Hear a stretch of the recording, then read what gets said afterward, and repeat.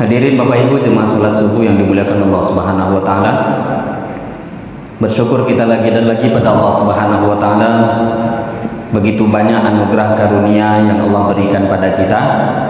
Di antara anugerah karunia yang sangat besar, Allah Subhanahu wa taala jumpakan kita dengan bulan yang mulia ini. Allah jumpakan kita dengan bulan Muharram. Dalam satu hadis Nabi sallallahu alaihi wasallam bersabda, afdhalus salat ba'dal fariḍah salatul lail wa afdhalus siyam ba'da syahri Ramadan syahrullahil muharram. Nabi bersabda, kata beliau, sebaik-baik salat ba'dal fariḍah, selepas salat fardu, salatul lail adalah salat malam. Wa afdhalus siyam ba'da syahri Ramadan, sebaik-baik puasa selepas puasa Ramadan, syahrullahil muharram, adalah puasa di bulan Muharram. Syahrullah, bulannya Allah, yaitu bulan Muharram. Maka kita bersyukur pada Allah, di hari ini kita dijumpakan oleh Allah dengan bulan Muharram. Hari ini tanggal 8 Muharram, besok 9 Muharram hari Ahad, Senin tanggal 10 Muharram. Seperti yang sudah sering kita dengar, yang dinasihatkan oleh tuan guru kita, para asatid, para ulama, amal-amal di bulan Muharram ini banyak, diantaranya puasa.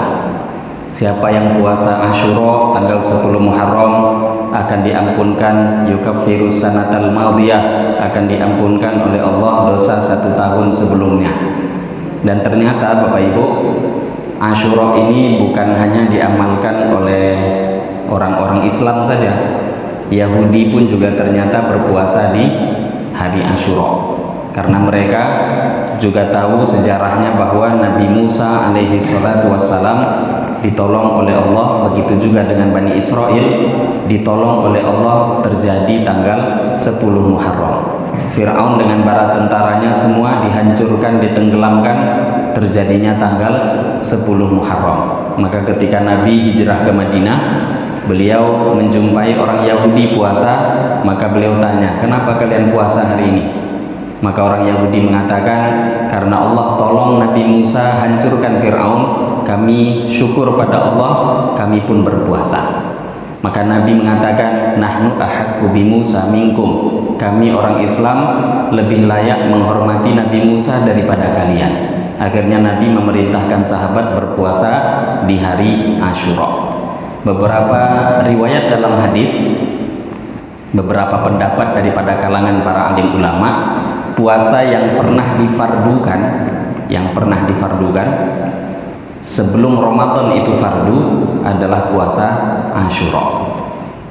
Jadi pernah fardu kata sebahagian para ulama, yang mana akhirnya ketika puasa Ramadan turun perintahnya, maka kefarduan Asyura itu dihapus.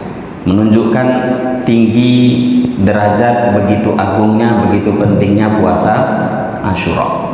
Dan hadis yang masyhur juga kita ketahui, Nabi mengatakan, wala tashabbahu bil yahud, jangan kalian tiru-tiru amal Yahudi.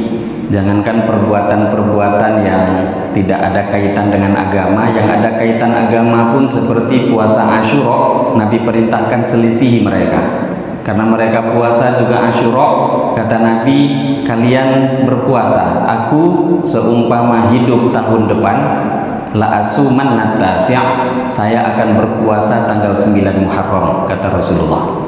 Dan ternyata umur beliau tidak diizinkan oleh Allah, beliau wafat, akhirnya tidak sempat berpuasa di tanggal 9 Muharram. Tapi karena hadis Nabi itu ada tadi, hadis sunnah itu bukan hanya amalan saja yang pernah dibuat Nabi, tetapi ucapan Nabi itu pun termasuk daripada sunnah, walaupun Nabi belum pernah mengamalkannya. Maka kita niatkan berpuasa di 10 Muharram, tambahkan 1 hari sebelumnya, atau kalau mungkin tidak sempat 1 hari setelahnya. Bahkan mungkin di antara kita mampunya cuma 1 hari, kalau memang mampunya itu jangan tinggalkan walaupun berpuasa di tanggal 10 Muharram. Para ulama pun mengatakan tidak sampai juga jatuh kepada makruh kalau hanya menyendirikan satu hari.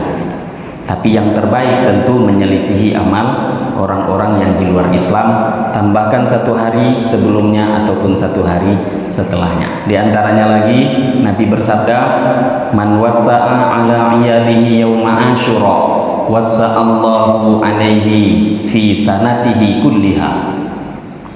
Siapa yang melonggarkan rezeki untuk dirinya dan keluarganya di hari Asyura, wassa'allahu alaihi, Allah akan longgarkan untuk dia rezeki fi sanatihi kulliha, 1 tahun setelahnya.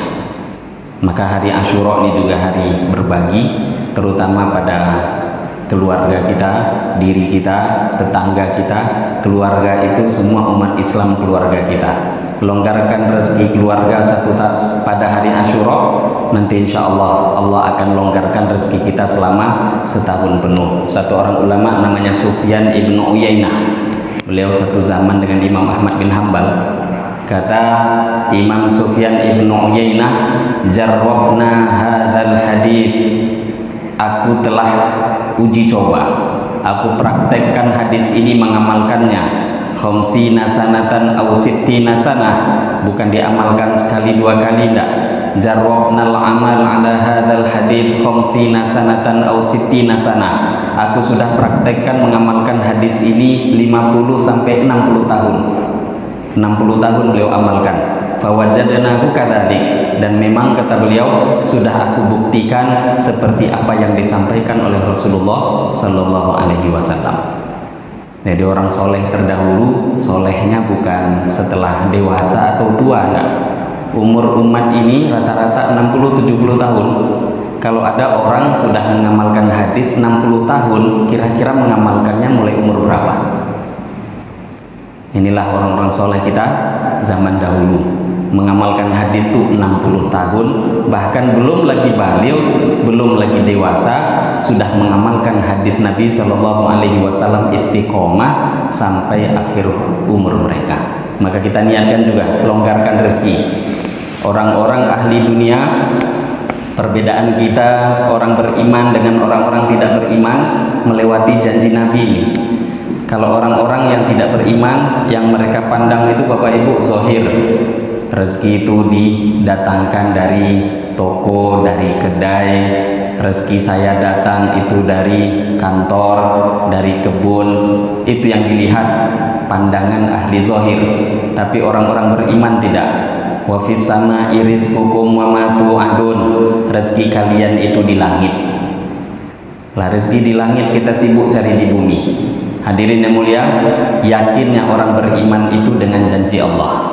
Nah, di antara janji Allah, janjinya Rasulullah, rezeki ingin mudah, di antara caranya mudahkan rezeki orang lain, longgarkan rezeki keluarga, diri, tetangga, umat Islam. Hari Asyura ini janji Allah, 1 tahun ke depan rezeki kita akan dilonggarkan oleh Allah. Maknanya rezeki kalau longgar, umur tentu juga dipanjangkan. Kalau ada rezeki sudah dijanjikan Allah, rezeki kamu longgar, rezeki kamu mudah 1 tahun, ya tidak akan mudah kalau umurnya nggak panjang.